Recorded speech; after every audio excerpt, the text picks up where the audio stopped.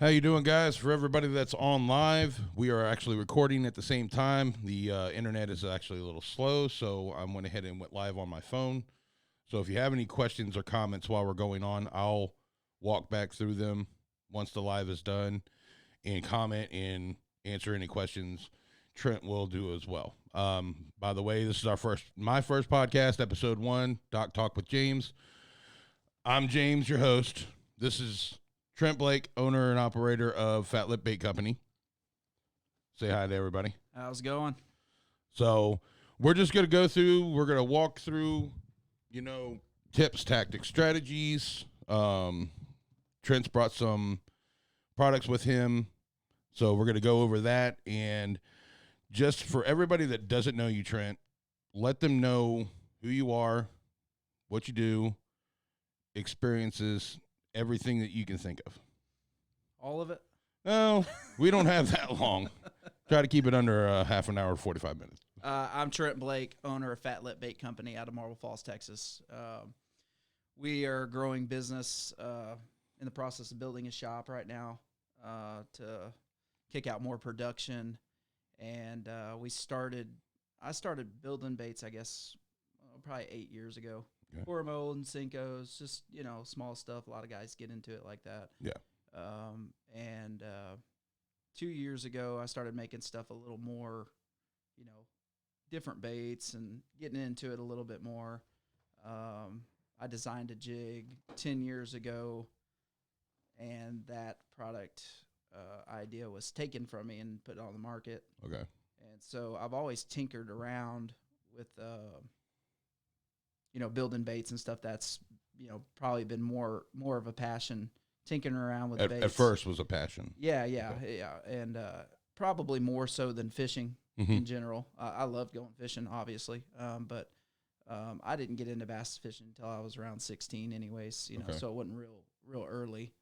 So just tinkering around with baits and so I've been just building this company to make things that are really, really strong, well over-engineered baits, and still try to keep them around the same price range as some of the stuff that you get, off the shelf. Yeah. Typical companies. So you started basically, it's like you see something that you like and just improve on it. Excuse me. Yeah, in a sense, it's hard in this business in general and with anything that you do to invent something that's just completely brand new. Yeah. So yeah, a lot of it, and a lot of bait makers are that way. A lot of it is taking something and going, how can I make this better? Okay. What can I do to make it better? So that's what we try to do. I've flopped back and forth on just different things that, ways I like baits to operate, and messed around with a few things. But we've got a good lineup of stuff that's going to be coming out. Probably, it's going to constantly come out this year, but to really like get the website going and in full production, we're looking at February, beginning of February, sometimes in there. So, well, with everything that happened in the past year, I can see it takes a little bit longer now. Yeah, COVID hasn't really slowed anything down in that aspect. Unless you're buying stuff from China, and then I bet exactly. that's going to take a big hit on, and people probably don't know, just in general, a lot of your stuff. A lot of the stuff, terminal tackle, small components like spinnerbait blades, split rings, swivels, just little stuff like that in the fishing world, a lot of it comes out of China. Okay. Just a bunch of it. So I'm sure that's slowed down quite a bit. I know that for most of my suppliers, I haven't had really any problems getting the stuff that I need. Okay. Like we were talking about earlier, some new stuff that I'm working on that's kind of out of the box. That's going to be a different process because I just haven't found anybody that'll do it for me yet. So I'm trying to do things that are... You got something in your mind, but not everybody has it. So well, yeah, not everybody has it. It's been done before. The company that's done it before, they just stopped doing it at some point. And I said, well, the world needs that again. And it's probably the reason they stopped doing it was a supply issue because I'm having a hard time finding what I need to start that bait. So, but we do build everything. Everything by hand? Yeah, we do everything by hand, on our jigs, spinner baits, buzz baits, all hand-tied skirts. Okay. We powder coat everything. Then we we 2-ton epoxy it on top of that. That's all hand painted on. So we try to make just stuff that's indestructible. I don't make a bunch of dandy little small baits, little dainty baits, not for finesse fishing so much. I like to, personally I like fishing heavy cover and stuff like that. So I make stuff that is good for that application. Okay. We do make, finesse jigs and some stuff like that because it's needed sometimes. But I just try to build things that are just heavy, for heavy fishing. We're in Texas, a lot of big fish here. And a lot of big rocks, too. Yeah, a lot of big everything. A lot of big everything. Everybody throwing brush piles in their little areas that are so compact, you're trying to rip everything through it. Yeah. And that's where the fish like to stay. So yeah, and that's one of the new products that we will have. There's been a new hook that's come on the market recently that is just excels beyond anything else I've seen. You use that on every single one of your baits? The stuff that has the application. Yeah, so on these baits, we use the same hook for everything. Okay. This new bait that I'm going to get, it even exceeds these, but it's for a particular purpose for extremely heavy cover. Okay. Particularly wood, and so we're going to build a flipping jig that's. It's just be prepared. You guys check him out at Fat Lip Bait Company on Facebook. His website's actually under construction right now. It's fatlipbaits.com. Yeah, fatlipbaits.com. Once it's up, if you have any issues, any kind of like questions or anything, don't hesitate. Fat Lip Bait Company on Facebook. Personal message DM. Yeah, absolutely. You can find me on Facebook, Trent Blake. Friend me there. You can. I've called him at 12 o'clock and he's answered. So don't be, when you own a business, you're always well. And I'm glad you said something about that. That kind of is the reason why I'm doing this full time now. So for 2 years, I was saying earlier, I've been just producing baits. Yeah. I had a construction company, so we did kitchen and bath remodels and that kind of stuff. Okay. And I would come home, I'd have orders, and a lot of times I was in that shop till 2 a.m. I know there's been a couple of times, not a lot of them, a couple of times I watched the sun come up. Yeah. Tying jigs. Oh, yeah. Making spinner baits. Because you have everybody asking you for them. Yeah. And so we did all custom order stuff, you know, and I decided to look, I got all this stuff that I've been doing, requested colors that I use, stuff that I know that's worked. I'm just going to come out with a line of baits of stuff that I know works. And we'll put it up on the website. We're still going to do custom stuff, but it's going to be minimum order custom stuff because you got to make it worth it. Yeah, you can't do 2. Yeah, exactly. And there's guys that order 100 jigs at a time from me. So it's nothing, nothing for them. And a lot of those guys, they're actually, because I make so many of them and I know it works, that's already in a lineup anyway. So no problem. That's going to be your normal stock, the custom ones. And some of our staff guys, some of the staff guys have created colors that I'd never thrown before. Okay. And they use it so much that I put it in the lineup too, because I know it works at least for local spots, and I know it works elsewhere. They're those colors that just work everywhere, kind of deal. So a lot of that's in the lineup. But if somebody wants to get something that's just completely custom, we're still going to do that, but we're going to get closer to like your major brands of higher production. Okay. But in doing so, I didn't want to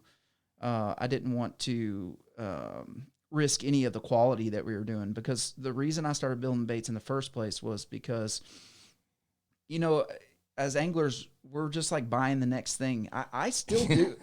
I still do it, man. Like, I'm like, ooh, that looks good, and that color looks good. I think I want to try that one. It's helped me. One single tournament that I can think of, a few years back on Travis, I was going through Tackle Warehouse and I was on a flipping bite, and I said, I need something that's real small. It's this real small bait. So before the tournament, I bought them on a whim a couple of days before. And it's been the only time that I bought something like that, and it worked.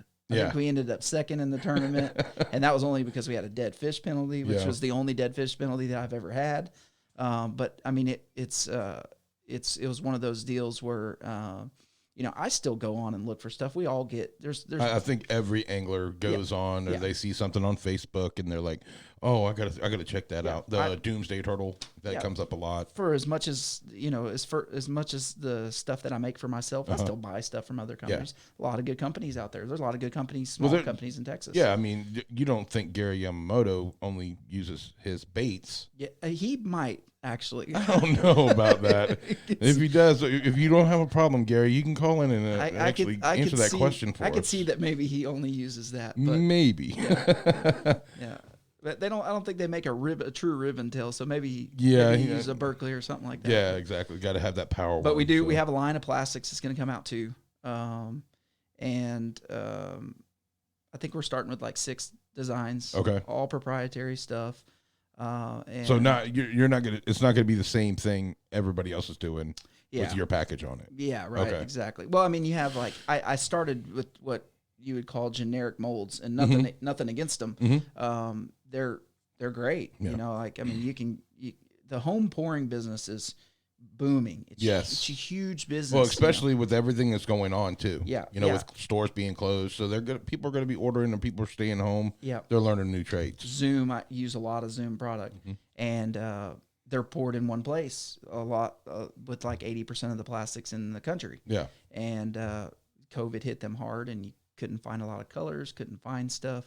And I was constantly getting calls because I had, a brush hog mold or something that was close to it, or, something that was close to a trick worm or something like that. People wanted certain colors, and I was doing custom baits. So that worked out really good, being able to fill that need for people when they don't have it. But there's a lot of people that are just like buying molds, pouring their own stuff. And incredible. Like, I don't get into it, but the guys that are hand pouring like swim baits and stuff, man, like one guy in particular on Facebook that I see all the time, he's got his own YouTube channel, a bunch of followers. He pours like some of the most amazing stuff. And I think I've watched like part of one of his videos one time. But I haven't watched a bunch of his stuff, but I know he's like highly popular. And we're on like a group together. We use the same plastisol for making our baits, you know, and he just posts stuff all the time. And I'm just like, man, it's like unreal. Like, I don't have the patience to do that, I mean, we have patience to wait 3 hours for a bite on a fish. And I bet he probably sells those swim baits for $10-15 a piece. And they're gone. I think he only sells them on his Instagram page, and they're gone as soon as he puts them up. I've even seen some that I'm like, oh, I want to go buy some, and you see they're all sold. I've been running into that, and you probably have as well. Running into that lately. Yeah. All right, so let's get back with how you started. Usually, when I talk to an angler, they started really young. You started at 16, so I started at 16 with bass fishing, like actually targeting bass. Okay. I mean, I was catching fish in diapers, but I come from a family that were all cat fishermen. They still are. I can't get my dad on a boat to go bass fishing. Noodling? You did no, not noodling, but lots of jug lines, trot lines, fishing from the bank. And I love to do that. I'll still go and do it when I can get myself to settle down, But it's so fishing's been in the family with a lot of people in the South. It's just you're born and you do it. You know, you're gonna do it. You started as a kid with panfish, and then absolutely work your way up. Yeah, absolutely. And so I've done all that, but I played music. So the little tidbit I played music in a heavy metal band for 10 years. Okay. So I was the lead vocalist, and the 2 guys I was in the band with were brothers. Okay. Their father I would work for. I got out of the house early. I was out of the house at 16-year-old, highly independent person. The parents were like, "Hey, if you want to do what you want to do, go do it." Yeah. So they knew they could trust me to survive, make the right decisions, survive at least. Well, make some right decisions. You're not going to make a complete right decision. Yeah, to at least survive. No. So I did. I got out of the house and I worked full-time job and as full-time as I could at 16. 16. Still going to school? Yeah. No, I GED'd out of high school.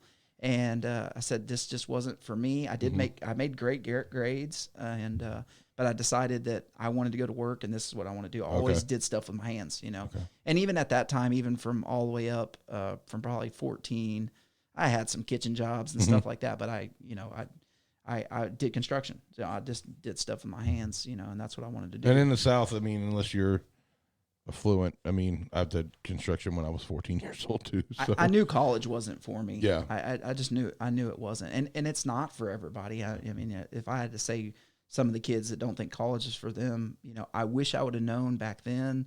Trade school was not a big thing. Yeah. But like my son, that was actually looked down on back. Not a whole lot of people were like, "Oh, you're going to trade school. Why not? You're going to college." Yeah, for me, I never even heard about it till I was an Yeah. adult.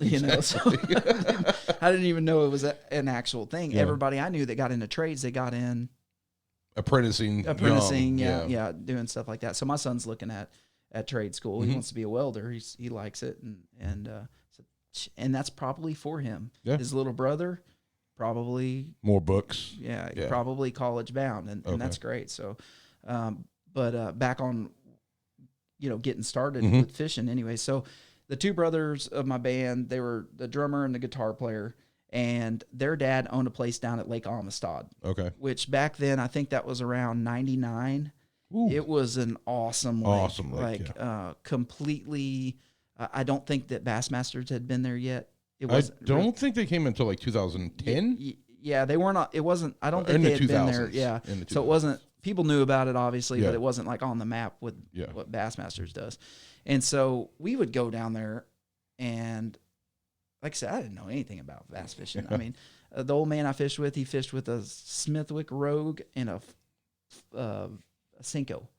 That's it. Like, he could go all the way through his boat. You'd find crankbaits and this and that. But he never threw them. He never threw any of that stuff. So like, He got those as Christmas presents. and I watched that man throw a Cinco in every way possible. I mean, every way possible. And that early on, like, just made me go, wow, like, fishing is easy. Yeah.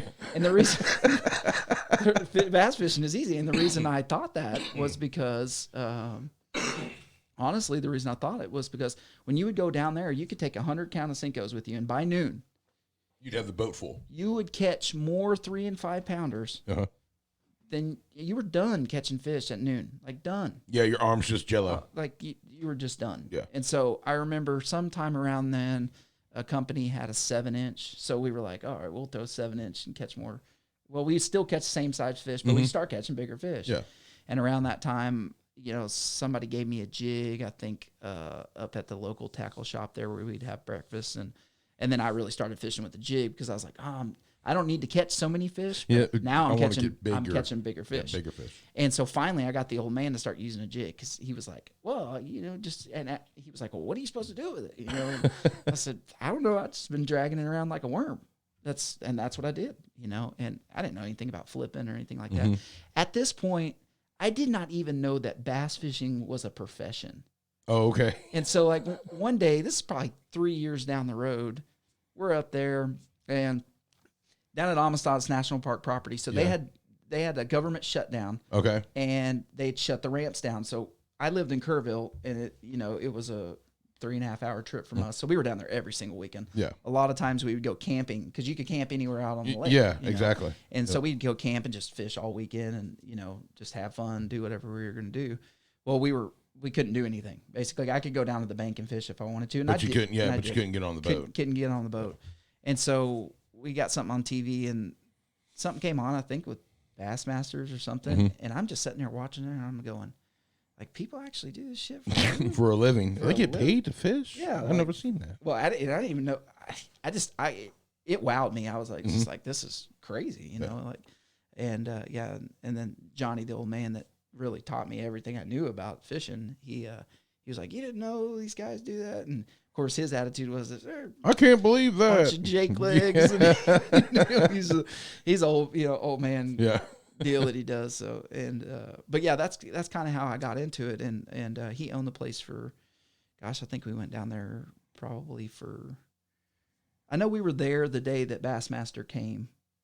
I'd have to look it up. I'm thinking early 2000s. We were was there. the first time. I know that we were there that day because he had made a comment.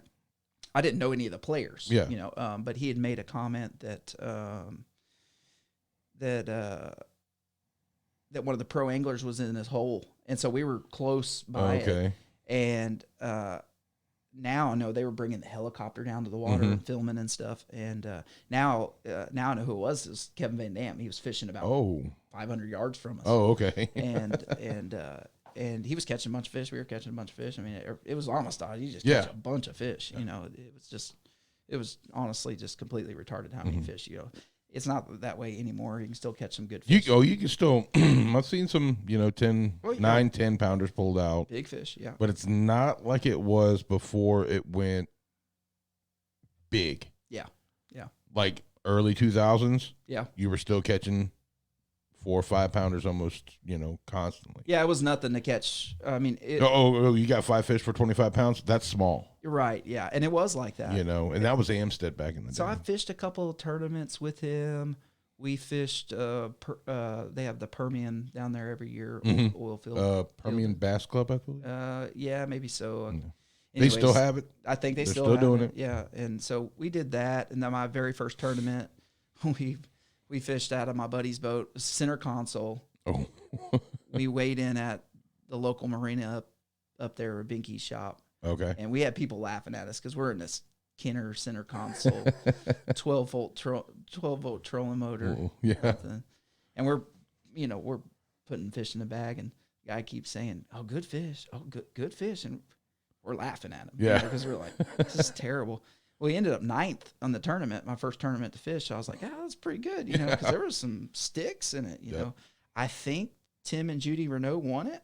The ones that just won TTC? Yeah, I'm pretty sure they were throwing a swim bait back close to where we were fishing. I know it was a husband and wife team, and I'd have to look back and see if it's them, if I could even find it. But I remember tall guy and blonde hair, so it almost has to be them. But it's been a long time ago. It's been years and years ago. But I know they were fishing pretty close to where we were, same area, and yeah, I think they ended up winning the tournament. But that's kind of how I got into it. I love the tournament bass fishing. I've had a lot less time to do it with the business, and I'm probably going to have even less if things are successful. And I'm okay. Yeah. I'm okay with that because I like building baits. That's what I really like to do.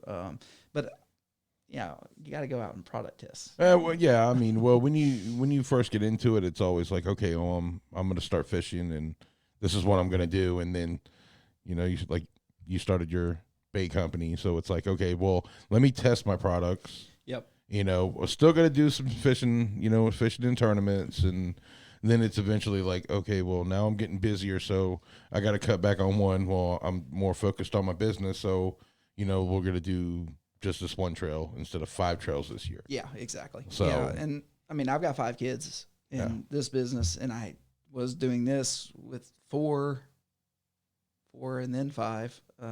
So you had the 4 kids plus your construction going at the same time. Yeah. If you can't tell me that is not like solid dedication to fishing, I don't know what it is. I was just beat tired. Yeah. I mean, just beat tired. And then amongst all that stuff, I had diagnosed with Lyme disease popped up. Okay. And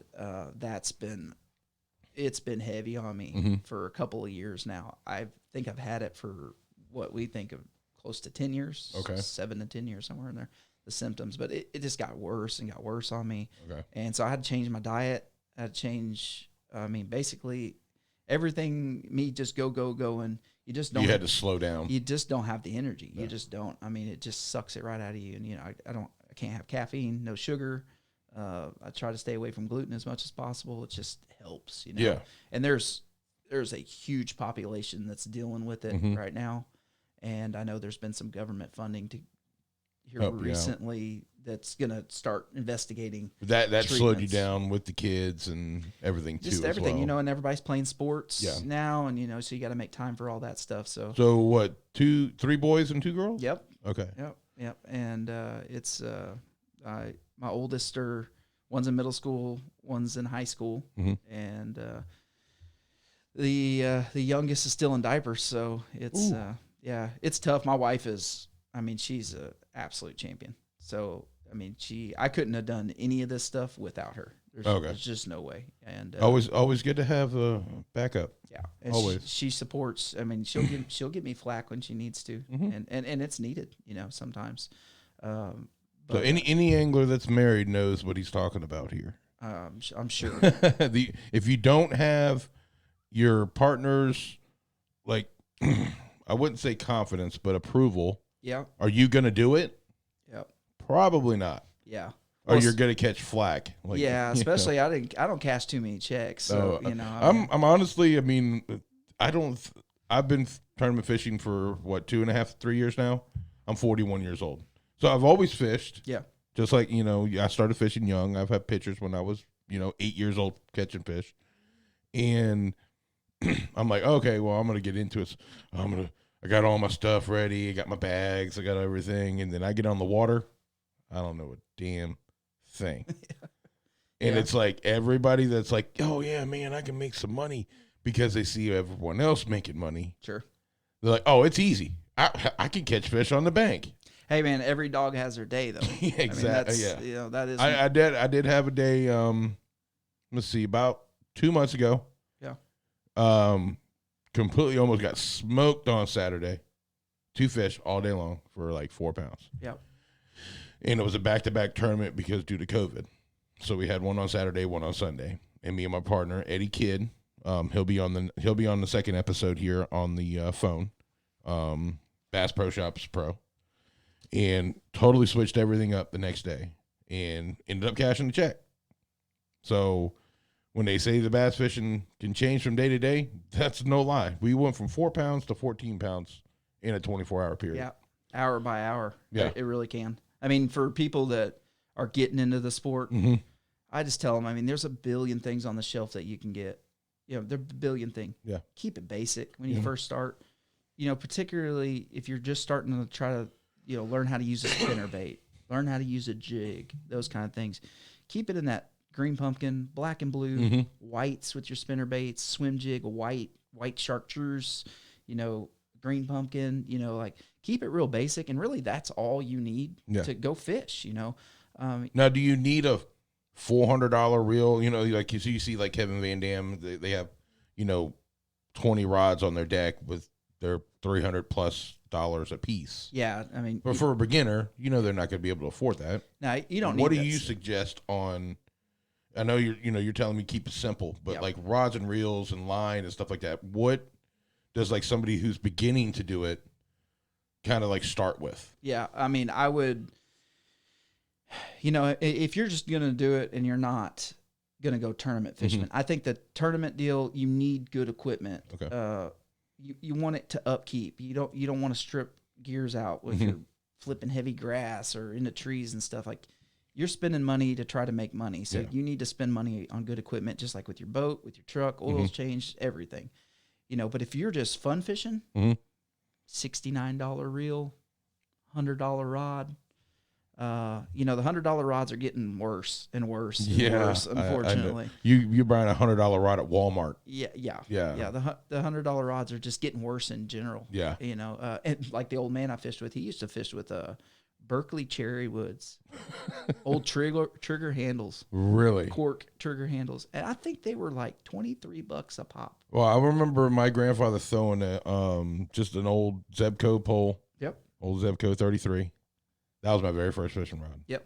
Click button, throw it. Yep. My grandfather, if he didn't have a Zebco, he ain't throwing. He didn't care. It's not like that now. And I'm that way with Abba Garcia. Yeah. It's just, and that's a good reel as an introductory for bait casting. Okay. For sure. That you can go pick that up at Walmart. And I'm not going to say that, you're going to get what you pay for. Yeah. It doesn't matter what brand it is. If you're in that $60 range, don't expect much out of it, but you just learn, you grow, and you get a little bit more. When you're first starting out, you don't need to go get fluorocarbon. I mean, Berkeley Big Game monofilament is some strong ass line, and it's $8.88 a spool at Walmart. I saw some they had Zebco, like clear stuff you could get from Walmart, was like a ginormous roll. Yeah. 15 pounds, $7. Yep, absolutely. You don't have to go out and spend $40 on 100 yards for your, for your fishing rod that you just bought for $69 with real rod and reel combo. As kids, I remember us catching panfish, taking Coke can and putting string on it, and you would take and just lasso it out there, and you just use the Coke can to catch your perch. Pull it out. And so, I mean, there's all kinds of fish aren't very smart. I mean, they're not very smart. No, they're not smart. They're very territorial. Yeah. They might be. You are probably outsmarting yourself 95% of the time you're on your boat. You're like, man, why ain't they hitting? There's got to be something wrong. It's because you're overthinking. Yep. The worst tournaments for me is when I don't learn something. Yeah. I'm okay to go out and lose my ass and give my money away. But if I don't learn anything that day, like if I'm just completely lost, and I know a lot of guys feel the same way. They're like, man, I just wish I knew what they were doing. I don't care where they were doing it. I don't care what depth they were doing it. What were they doing? What were they doing? What did I miss? Today, and I've had lots of those tournaments. Where did I miss it?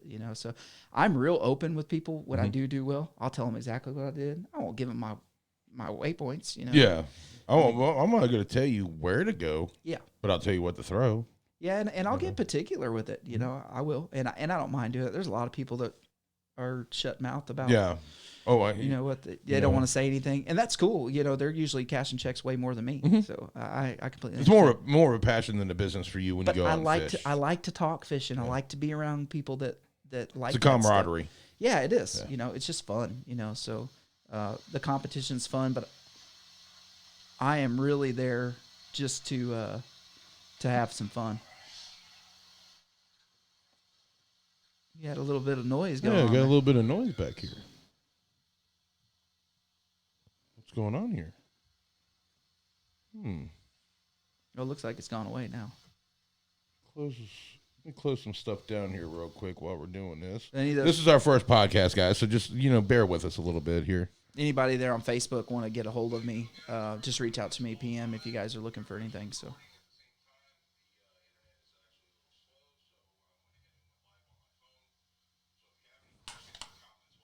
Oh, looks like my live stopped. Oh, probably because it's set for a different time. Give me 1 second, guys. I'm going to go live back again, okay?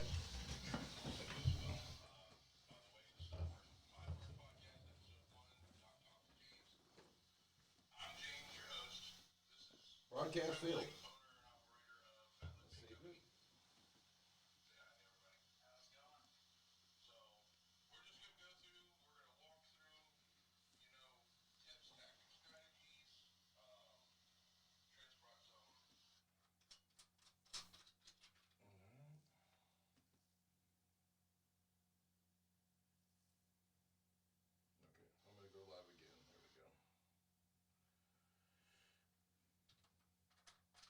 Maybe it timed out.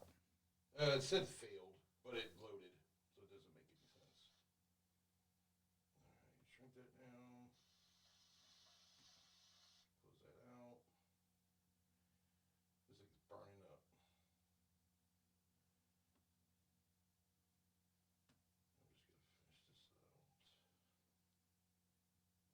this out.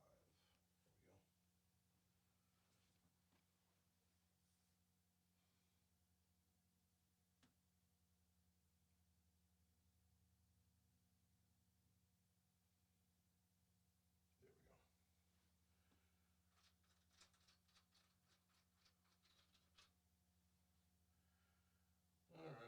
There we go. Are we back? I need to have this sideways. You know what? I'm just going to leave it like that. Sorry about I'll fix it in post-production. Yeah. Just shove me around. Yeah. Sorry about that, guys. Our live actually stopped working, so I had to restart it.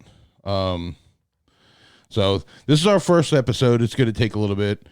Waiting on our stronger internet to come in, so sorry about that. Well, that's why you got me in here, just to crash dummy for you. Yeah. So. So we're going to let me turn that up a little bit. There we go. Well, the good thing is the recording's still going, so. All right, where we left off, beginners going through not having to spend basically their life savings to get into fishing. Yeah, get you a Cinco, man. Cincos catch fish. You want to catch some bass. That lure, probably the most bass fishingest lure there is ever made. Just a simple, straight worm. Or get you some curly tails, 7-inch. You know, I mean, you're gonna catch fish. Okay. Yeah, definitely. Now, when it comes to starting strategy-wise, I know, everybody has different strategies, and it matters on weather, of course, and, post-front, pre-front, water temperature, clarity. But for somebody who's getting into it, is it just good just to, okay, don't spend a whole lot of money and go bank fish? Yeah, absolutely. I mean, you get dark skies days, you get days where the wind's blowing, throw a crankbait, throw a spinnerbait, throw something. If there's some chop on the water, throw it around, if you're post bluebird, you got bluebird skies, you're post bad weather, if a front come in, go throw a trick worm, go throw a Cinco around, typically I just keep it, if it's darker skies, I'm going to throw brighter colors or darker colors. Okay. I don't really go in the middle. I'm kind of extreme though, because I like to flip 80-pound braid into the heaviest cover I can. Yeah. But I pick up a spinning rod and fish a drop shot a lot. So I use everything that you do is a tool for a certain application. Yeah. And when you're tournament fishing, you got to have a lot more of those tools. You have to move around. You have to change. You have to be able to change on the fly. Yeah, but it's just like in construction. If you're just building cabinets and that's all you're doing, if you're just bank fishing, these are the only tools that you really need. Okay. If you're out on the boat and you're building entire houses, you need all the tools. Yeah. It's just like that. So, that's the best thing I can tell people. You don't have to go out and spend, $5,000. Yeah. If you're bank fishing. No, keep it simple. Yeah. Kayak fishing is blowing up. It's blowing up big time. I even considered this year, and I'm not going to do it because it's all in the middle of this. I considered actually getting a kayak and doing that a little bit. But keeping your boat. Well, I was going to sell the boat actually. Oh. I was thinking about it, so but I don't know how much time I'm going to have to fish, so I just don't really know. I've committed to one trail this year. That's it. I don't want to, the worst thing you can do with a tournament partner is go, I can't make it. You know, for reasons of you just don't know how to manage your time. This year, a little different. Yeah. I want to say a lot different, because not everybody can go out and, okay, well, I'm going to go, even though the lakes are open and the ramps are open and they have their boat and everything and they have the money to go, they're worried about, oh, well, this person and this person, these people are too close. And they had a bunch of people I know and I've read on social media that they were really upset with tournament. I will not say any names of people not doing social distancing and nobody wearing masks. Yeah. So I can understand frustration from this year. Yep. Or, your partner that you've had for 20 years and they're susceptible to it and you're not. Yep. You're not going to fish with them because you don't want to put them in jeopardy. Yeah, people have, everybody's situation is different. Exactly. Like, people have grandparents that they're tending for at home, so I know that's put a stifle on a lot of, us weekend warrior fishermen that fish tournaments, or even little jackpots. Yeah, even those, a lot of that. And then when you factor in, people aren't working, well, you ain't gonna spend extra money to jump in a $50 jackpot. Yeah, because you already have, you're still making your payment's still there. So we hope that we can get past this soon. I hope that we can, like, the entire country can get through it. Texas, we're doing okay. We're having some counties that are having issues. Yep. But, we're pushing through it. And a lot of times, best thing to do, social distancing, is go fishing. Yep. Even if you're with your partner and he doesn't have any issues. Yep. You're spread apart. The closest you're going to be is maybe 3 feet unless you got a John boat, of course. Yep. But if you got a, 18 to 21 foot bass boat, 3 feet from them, and then you guys are fishing from both sides of the. Yep. So you guys are plenty 6 feet. Yeah. So there's a lot of people that were, they're, oh, well, it's too close. And I can understand that. We had some comments from some pictures that we had early in the year. Yeah, because it was elbow to elbow, but it was like, it wasn't in a elbow to elbow in a group of 900 people. Yeah, and you just got to understand that some people aren't as concerned about it as others. I know that there's people concerned about it, but on the other side of that coin, you got to take into account that there's some people that are not concerned too. Yeah. So you got to respect that too. Yeah. I mean, I've made my comments, you know, and people make. I think comments. everybody has their own opinions about it, Yep. you know, and we're grown men, so you know we can get through it together. Yep. You know, not everybody's going to agree on everything, but or get through it apart. yeah, exactly, or 6 feet apart. That's so. Right. All this is it's trickled down to, you know, an everyday fisherman not being able to fish. Yeah. Or somebody who just does small little, you know, like. Hopefully we're past it because we got some lakes that are turning off because of here around here because of. Now it's starting to get colder. Well, we got some lakes in general that are turning off because of how they're managed. I'll just leave it at that. Okay. And then some that are turning on, and they're not the typical ones that are, you know, that are usually on fire. like Lake Travis is kicking out some big fish. Well, what was it? FLW 4 or 5 years ago? Yeah, they put up, I think, 750,000 bass. So it's been 4 years. So yeah, that stuff that's still there. Yeah, you know. So now we're talking about Central Texas lakes. You fished numerous lakes around, of course, in Texas. Yep. But you've also been Oklahoma, Minnesota, Florida.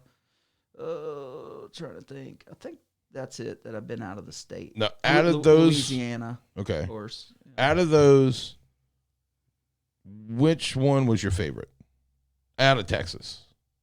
Oh, that's a tough one. And the reason I say that is because I went on a guided fishing trip on Mille Lacs. Okay. And it wasn't a great time to go catch smallmouth, but I'm kind of fascinated with smallmouth because we don't have a lot. We have a lake that's close that has them. Yeah, but they don't get huge. Yeah, they're not real big. I think anyways. big, like 2.5 pounds is the record. No, I think I've caught bigger ones than that out of that lake. But I mean, you can go up to Texoma, and there's a bunch of them up there. Okay.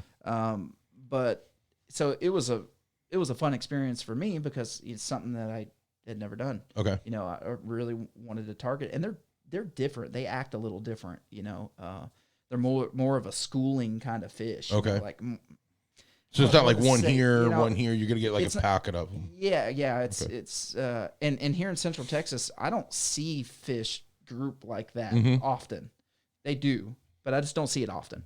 And so up there, it was like, yeah, every cast you catch 14 of them in a row or something like that, you know. And it was fun. So that was really fun to go chase the smallmouth on Mille Lacs. And I expected to go up there and learn something about smallmouth fishing in the aspect that I could use it here. I didn't realize that the lake is only like 30 foot deep at the deepest spot. Oh wow! So like drop shotting and that kind of stuff was out of the question. Yeah, it's not like you're drop shotting 40 feet here. We didn't catch them that way. You know, I think we caught them swim baiting. You know, little swim bait. But it was funny. The guy, he pulled out some swim baits that were, I mean, tiny, and I was like, that looks like a crappie bait. You know, it's like, but they munched it, you know, and it was really good. But then going to Florida, okay, and I got to fish on, I'm probably gonna get this, Rodman Reservoir. Is that south? That is kind of middle. I'd say middle of. Well, it's, I don't know. That's a north and south. Well, it's state, so because it's kind of central. I think you got your Harris Chain is literally like Ocala area. I think that's Ocala. And then from what I remember, it's Okeechobee's down south. Yeah, it's like east central. Okay. You know, something like that. Yeah. In Florida, and I just got turned on to it. I got to go fish with an ex-pro angler. He used to be on tour, and I'm trying to remember the fella's name now. Super nice guy. Anyways, he guides down there. Okay. And we got to go down there and fish, and catch some really good fish during the drawdown. Okay. On that lake, which it was like a fish in a river, and so I felt like I was at home. Lots of grass. So I couldn't pick between them. I'm sure that if I got to go back to Florida, I would definitely pick Florida just because I like to fish grass. And okay. There's a lot of it. Like everywhere you go in Florida, even off the sides of the road, you're like, oh, I want to throw a frog in that. Yeah. You know, so I fished a little bit in Florida, not like you, but lily pads. I mean, everywhere you look, you could throw a frog in it. Yeah. Yeah. Everywhere. Because there's so much cover and there's so much stuff. Look at the bar ditch driving down the road. You're like, oh, I'd throw a frog in that. So, you're going to drink, and then all of a sudden you're like, hold on, I got to pull out my fishing rod. That's right. Yeah. I'm actually looking it up. So for anybody who shoots to They draw down the lake, I think, every 4 years. they every said. 4 years. Yeah. It looks like Florida Rodman Reservoir. Let's find out where it is. That might be Harris Chain, but because I see Harris right there. I'm going to shoot out of here a little bit. They had a tournament. The guide was telling me they had a tournament on the upper end of it. I think just a few days before we went. Oh, okay. And he said we're not going up there. We're going down at this end. But we're going to the other end. Yeah. Okay. Yeah, exactly. Peter T. And I don't know how to say his last name. Like TEA or Teague? No, it's just Peter T. But I can't say his last name. His last name starts with a T. Okay. But anyways, he was a really nice guy. If I go back to Florida, I'll definitely use him again. From the looks of it, Sure. it's close to Gainesville, in between Gainesville and Daytona Beach, Ocala National Forest.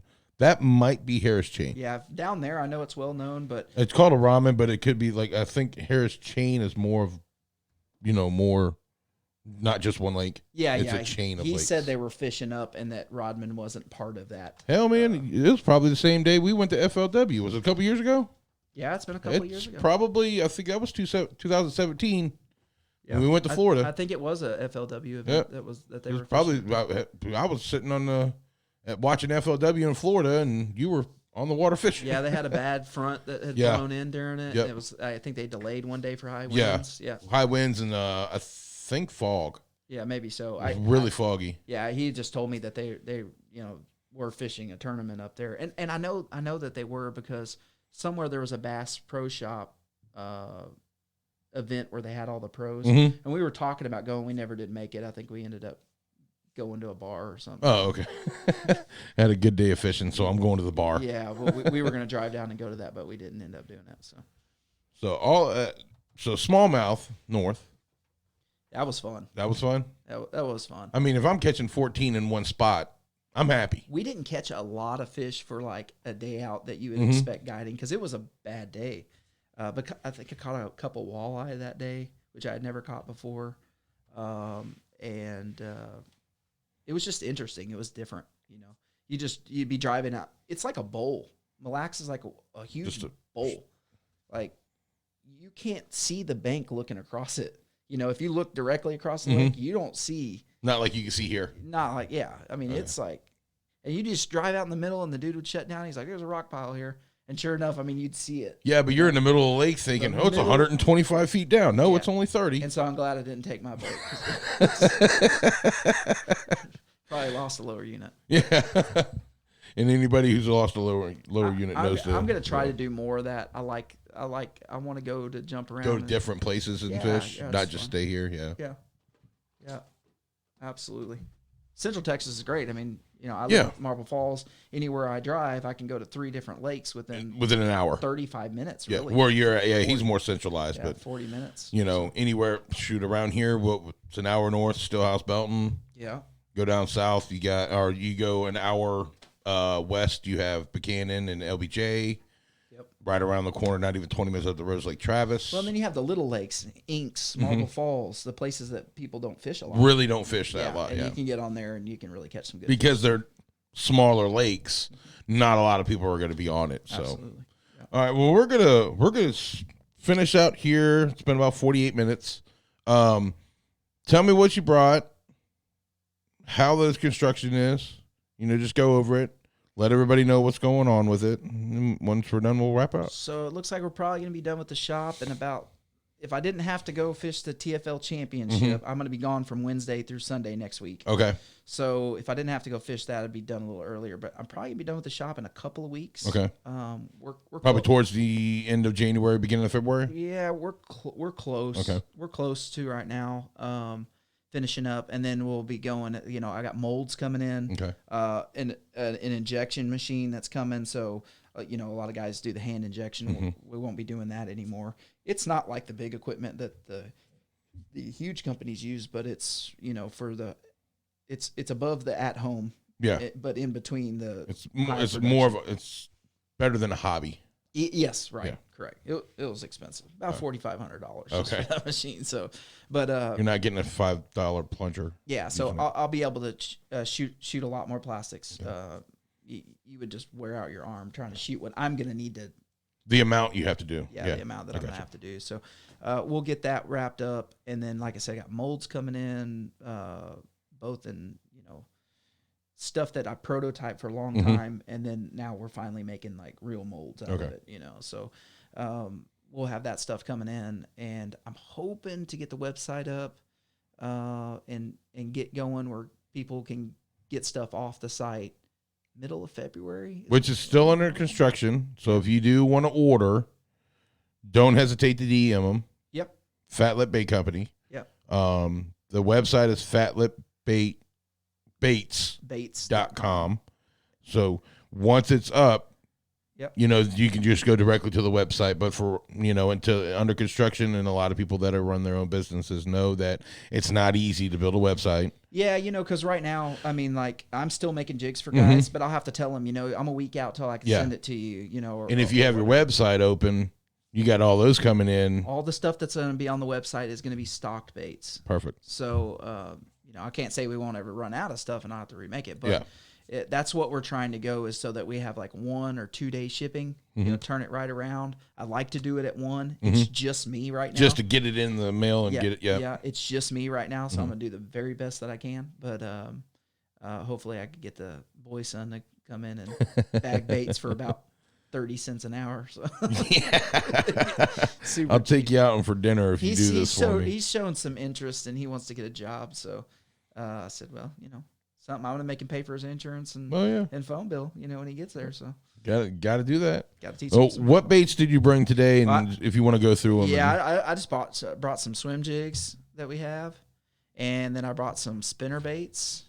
And I don't really need to. You guys can go on the Fat Lip page. I just did a video on this to explain, but just stuff that we're doing different. This right here is a swing head spinner bait. Incredible hookup ratio. It's not great in heavy cover. I'll have to say that. I don't think any spinner bait really is. Well, it is when your head's attached. Okay. Because and still they'll hang up too.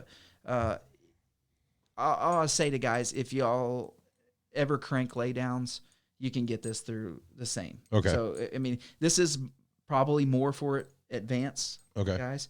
But that swing action, it draws a lot more strikes for me. I hated spinner baits before I built this thing, and this whole thing was an absolute accident.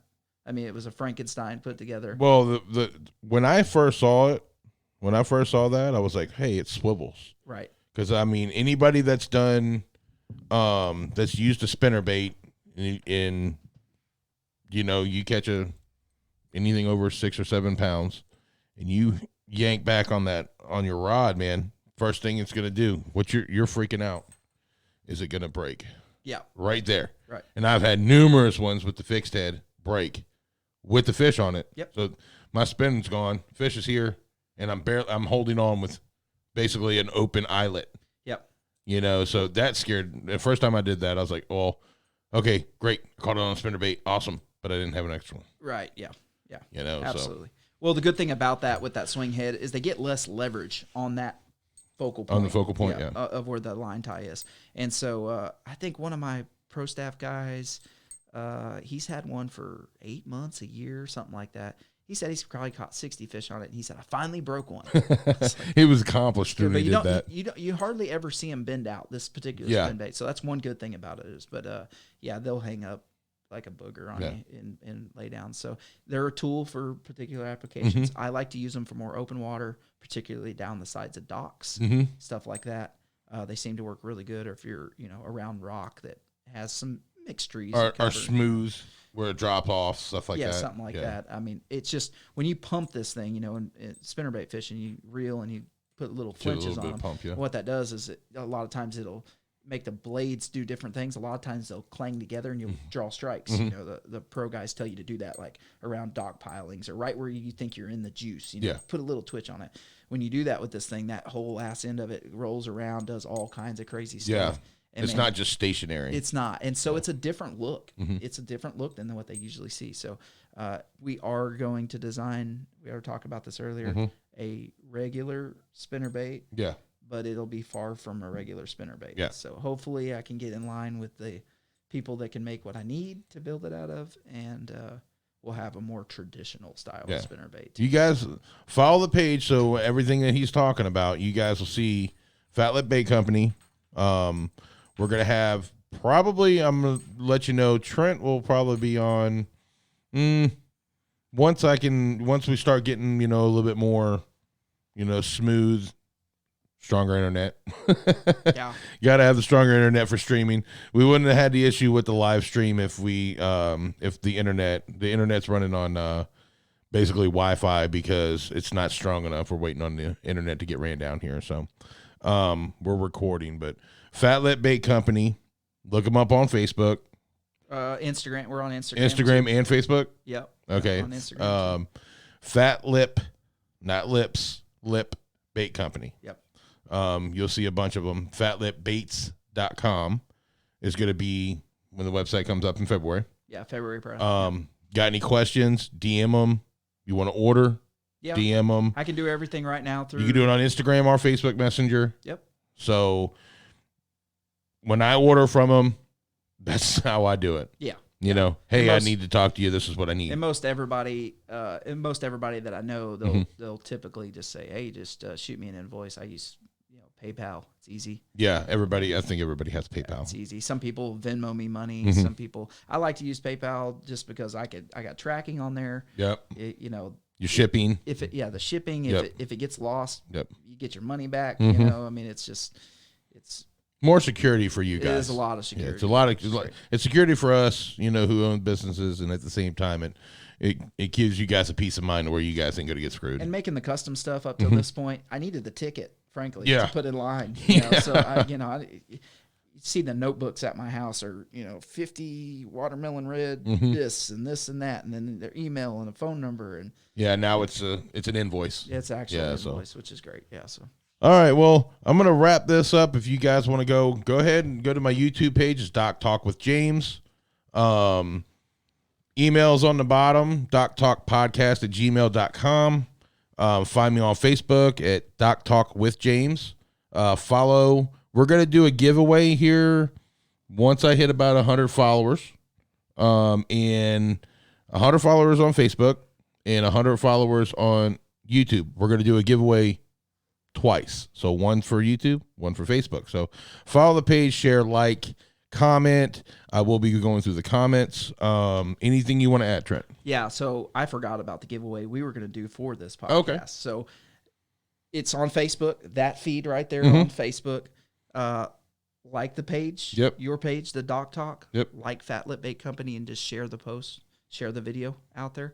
And in a week from now, I'm going to pick one of those people that did that, and I'm going to send them a Fat Lip Bait package, including a hoodie, a hat, and an assortment of awesome baits. Well, there you go. And what I will do, we'll set this up as next week we'll have Eddie Kidd on, and at the beginning of the show, you let me know, and I'll let know who actually won, and they'll already know, of course. They'll know. But everybody else will know that we'll actually have the giveaway, so you guys know that we're not blowing smoke, because there's a lot of people that do try to do giveaways and people never get their stuff. You're not supposed to announce who won on those giveaways kind of deal for protection purposes. Yeah. I just reach out to the people and say, hey, if you don't mind, when you get your stuff, throw a post up. Yeah.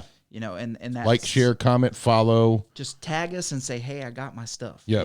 Thank you, at Doc Talk with James, at Fat Lip Bait Company. We send it out every time. So, yeah. So I appreciate you guys tuning in. Sorry for all the problems. It's our first my first podcast, so it ain't gonna go smooth 100% all the time. You got the podcast voice, man. So I kind of mumble sometimes, but right, I try to do a little bit of enunciating. You'll look back at this one, and I'll look back at it later and go, "Oh, God, that was so horrible, so bad." But you'll look back later and say, Man, I've gotten so much better. Yeah, the more you do, the better. It's more just like angling. The more fishing you do, the better you're going to get. So time on the water. I appreciate you guys actually logging in, signing in, watching the live, subscribing, following.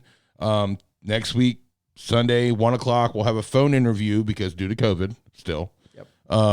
Bass Pro Shop Pro Eddie Kidd will be on.